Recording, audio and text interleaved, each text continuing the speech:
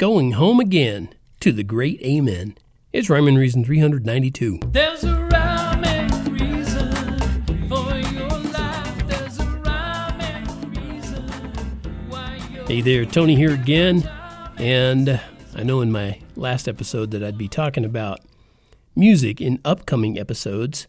However, a little something happened. Something sad yet glorious happened since I recorded that. And I'm going to talk about that today. That's why I'm talking about going home again. You know, you've heard that expression, you can't go home again. And different versions of that, right? And that's kind of true in some cases. Well, let me just get right into what I'm talking about. Every person on earth was once a thought in the mind of God. Now, I don't mean a specific thought like he thought you up and thought everything that you were going to do, like so many Christians believe that that's what God does, that he's already planned out everything for you and he's got a greater plan and all that kind of stuff, and that's just not how he works. I mean, think about how busy he would have to be with busy work. That wouldn't make him a very organized God if he had to come up with our to-do list every day. Okay, that's a sidetrack. I'm sorry. All right, so basically, you and I originated in him, and that makes him, kind of like our first home. Now, whether you agree or not, that makes no difference. It's still true. It's only a few, relatively speaking, will ever actually be going home again. And by that, I mean going home to stay. Only people who put their trust and faith in their Creator, and He is your Creator regardless of whether you believe that or not, only the people who put their trust and faith in Him will be going home again.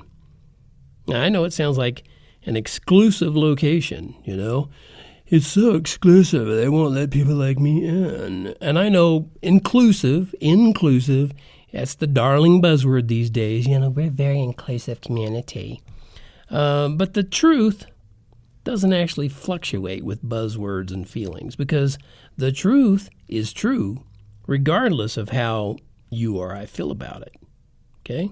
And the reason I'm bringing it up today is because someone that I've known pretty well has just died this past week. And I'm fully confident that she went home to be with God. Now, how do I know this? Because I know she put her trust and faith in God. She and her family lived it. They lived it out. They ran a Christian school for 30 years. And they've always been the kind of family who cared for the health and safety of their Christian brothers and sisters. So even though those good deeds don't get you to heaven, they are at least some visible fruit from your heart. We can see what your heart is about. But when someone you know or care about, when they die, it should serve as a reminder how you're on an extreme time limit here. Your life here on earth, it will come to an end, one way or another, and probably much sooner than you dare to imagine. For example, this person that I'm talking about was 4 years younger than me. In fact, a little over 4 years younger than me. And she lived a healthy life, by the way. Organic food, filtered water, plenty of fresh air and sunshine, working in a situation for 30 years that she wanted to be in instead of, drudging in a job that she hated. So she had all that going for her, but yet still died 4 years younger than I am right now.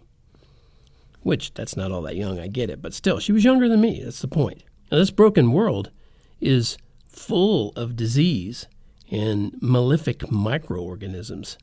So my recommendation today is really pretty simple. I just recommend, I hope, that you'll hug, embrace, kiss the ones you love, and do it more often. Tell your loved ones how much they mean to you. Don't let them guess.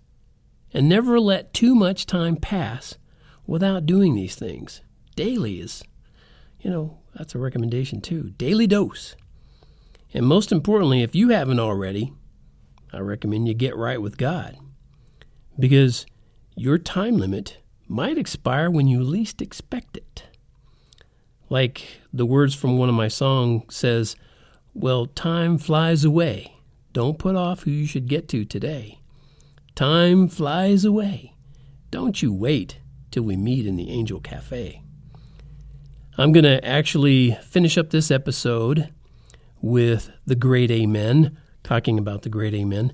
This is my song that I sing Amen. Amen and Amen, it doesn't matter which way you say it. However, I sang Amen because singing Amen in this kind of a song, it doesn't sound good. Take my word for it. It wouldn't sound good, you know. So this is a song, Amen. It's about the great Amen. And I know my friend and acquaintance is with the great Amen. She went home again, and she's with him now. And that makes perfect sense because life does have rhyme and reason because God made you. Amen.